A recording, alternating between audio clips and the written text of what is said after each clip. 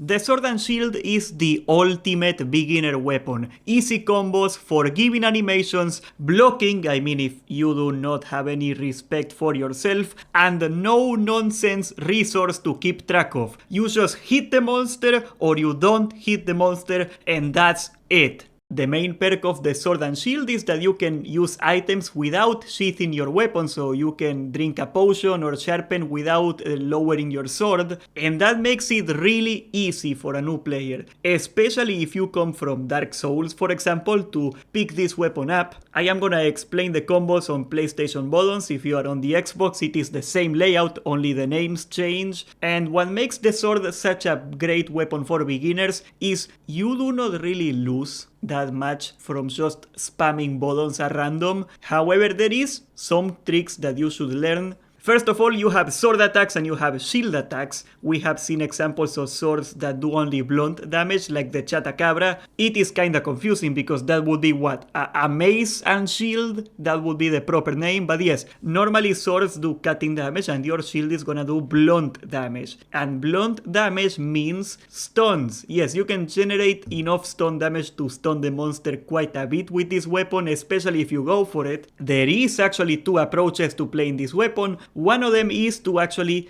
focus on damage, and that's gonna be mostly sword attacks, and another one is to try to stun the monster as much as possible, and that's gonna be mostly shield attacks. Of course, the ideal way of doing this is to do animations, to do combos that are the fastest possible, because that way you get to have both good damage and good stunning. Another unique thing about the Sword and Shield is that you can attack while blocking. You can hold right trigger to block and you can do a sword or a shield attack from there. It is not very useful aside from some combos, but also you have guard points. In some of the attack animations, you raise your shield mid-animation, and if the monster hits you on the shield when you are attacking, you are gonna block. You do not need to think about them too much, but it is a really neat thing because you can just keep mashing buttons and you are gonna be blocking attacks without trying to block attacks. Also, it means you are gonna have a very high uptime, and that is excellent. Finally, another cool thing about the Sword and Shield is that you have some pretty respectable aerial attacks. Of course, this is no insect glaive or anything, but you can jump and you can do aerial attacks period, and that means you can reliably mount the monster, which is not something a lot of weapons can do. And that takes us to the main combos of the Sword and Shield. If you do not want to mess with combos too much, let me tell you, doing circle, circle, circle, and then triangle, and then doing it again, that is almost as good. It is a deceptively effective combo. What makes the Sword and Shield good is that even if you mess up a combo, the animations are so quick that you can just go back to start the combo and you do not lose a lot. This is not like, I don't know, the Great Sword or the Hammer, where if you do not do a combo and cancel the animation, you lose a lot of damage. But the most efficient combo you can do is pretty easy to remember. You do circle, circle, circle, then triangle and circle, and then triangle and circle again, but you hold it up a little bit until you blink red, and then you let go. This is a really short combo and it is mostly slashing damage, but that's fine. You spam this, you get a decent amount of stuns too with this combo, so this is what you should be doing most of the time. I am very curious to see those mace variants of the Sword and Shield, to see how much you can stun with those, but this is a pretty good balance between damage and stun. However, if you wanna stun the boss and nothing else, the best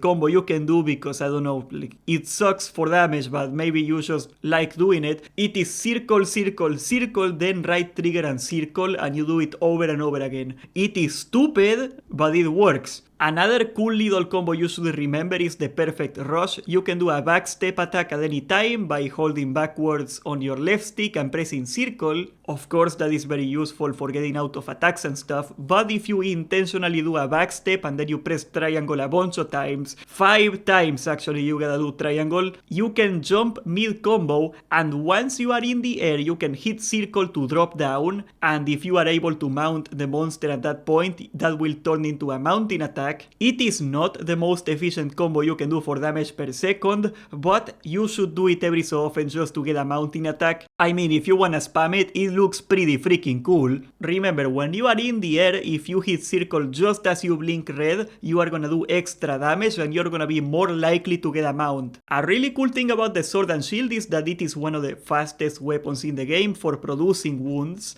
And even though the actual focus strike is not very good, it gives you access to the best damage combo you can do. You want to get in focus mode and hit a wound with your right bumper, and if you hit a wound, you are gonna do focus strike attack, and then you're gonna press circle and then triangle and then circle again for extra damage. That is a very quick combo, and it hits pretty hard. For blocking, there is not a great reward for perfect guarding, but you can indeed perfect guard. That is what we call a parry. If you raise your shield just as the monster hits you, you're gonna nullify the attack, you are not gonna take any damage. You can follow up a perfect guard with a circle, circle, circle combo, and you are gonna get a little bit of an animation cancel. You're gonna do it pretty fast. Honestly, guarding with the sword and shield, there is not a lot of reasons to do it. It is more of a training wheel kind of deal for the people that wanna block because they are like scared if they cannot block. But blocking is not a big part of your kit. It is not like, I don't know, the charge blade where blocking is actually giving you damage. But one thing you should remember is that this is a little annoying. It is annoying, but if you are in focus mode, and you should be in focus mode most of the time, if you bias your aim a little to the left, you're gonna face your shield into the monster, and that makes it a lot more likely that you are gonna get guard points. That will allow you to block some attacks while you are attacking yourself, and that is amazing. Guard points are the real MVP of the sword and shield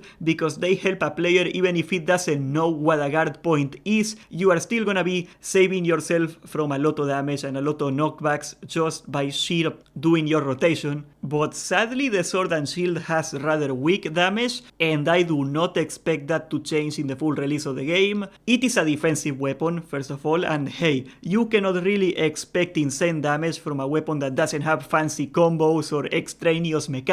The cost of a simpler weapon is that you have simpler damage. What the sword and shield is a very honest weapon and a very forgiving weapon. All the animations are quick, you move very fast on sword and shield, you can sharpen and drink potions without lowering your weapon, and it will absolutely be one, if not the easiest weapon for single players. And just because I think that people that block are lame, that shouldn't discourage you from using the sword and shield. I mean, if somebody makes fun of you for blocking in the comments, just block them. I mean, you are already good at blocking, aren't you, block boy? Subscribe, join the Discord, and thank you for watching.